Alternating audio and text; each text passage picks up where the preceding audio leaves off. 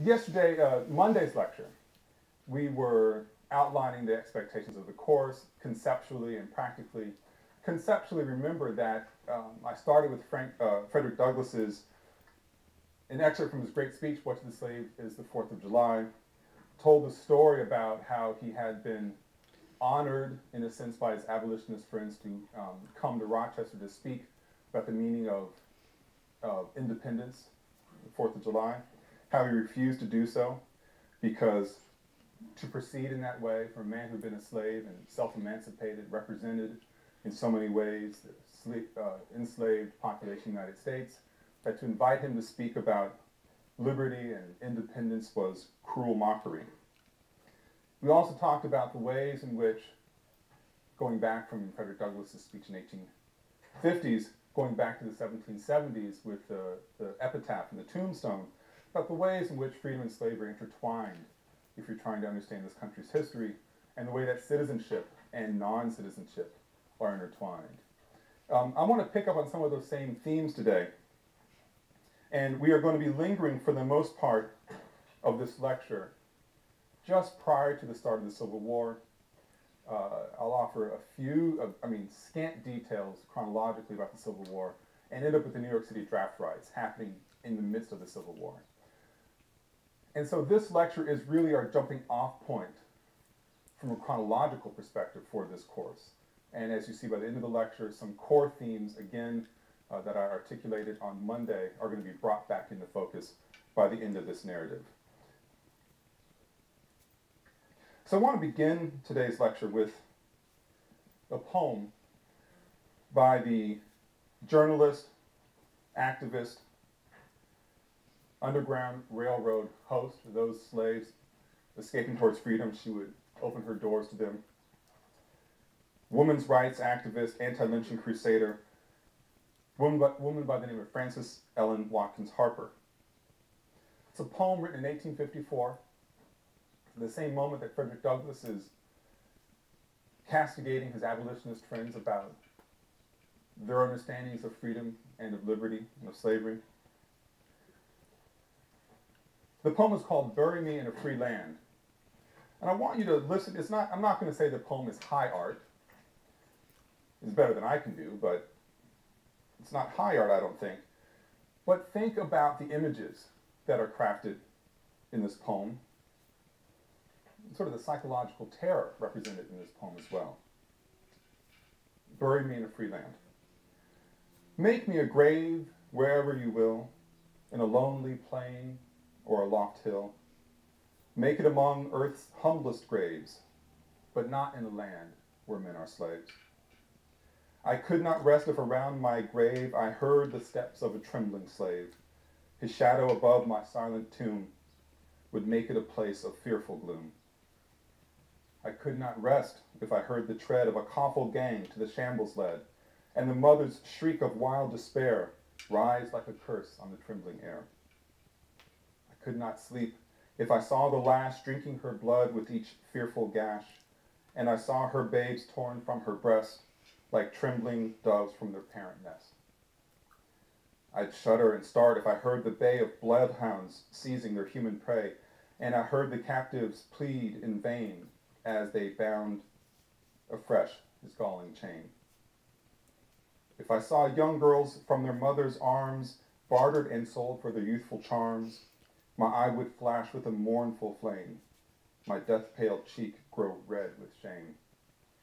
I would sleep, dear friends, where bloated might can rob no man of his dearest right. My rest shall be calm in any grave, where none can call his brother a slave.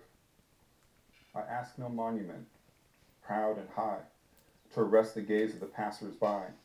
All that my yearning spirit craves is bury me not in a land of slaves. Again, 1854. Although the literal start of the Civil War is 7 years away, this was an era when it was clear to people like Frederick Douglass and Frances Harper and so many other individuals, free and not free. This is an era of incredible tension in the country. And really the handwriting is on the wall as the country is barreling toward its sectional crisis. As early as 1820, the political battles had begun with the Missouri Compromise, an attempt to balance the number of slave states and free states. The Missouri Compromise angered the South because of the way the federal government intervened in this process. You're going to hear this often in this course, the tension between federal government initiatives and states' rights initiatives. Who has greater authority, the federal government or the states? Fundamentally important to the African American experience, pre and post-emancipation. So in 1820, you had the Missouri Compromise balancing free states and slave states, so neither would have an advantage in the federal government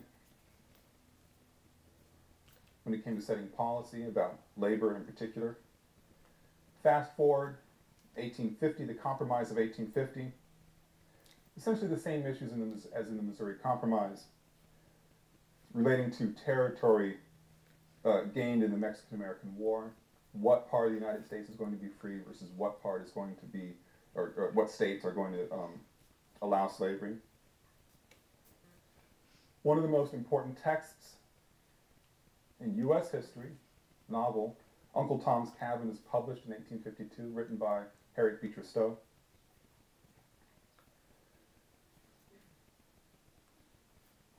Quite a long time before Oprah's book club, the book sells in numbers that are astonishing. 300,000 copies of this text are put into print, and eventually over 1 million copies are sold. This is in 1852. The numbers are sort of incomparable to today.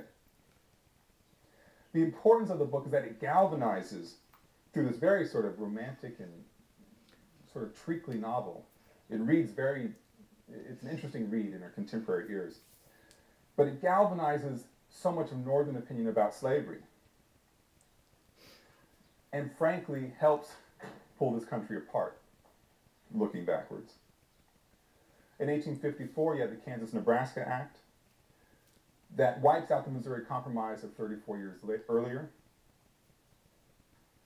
and starts a bloody war, essentially a civil war within Kansas, about whether we're going to have slave territory, slave states, or free states in these areas.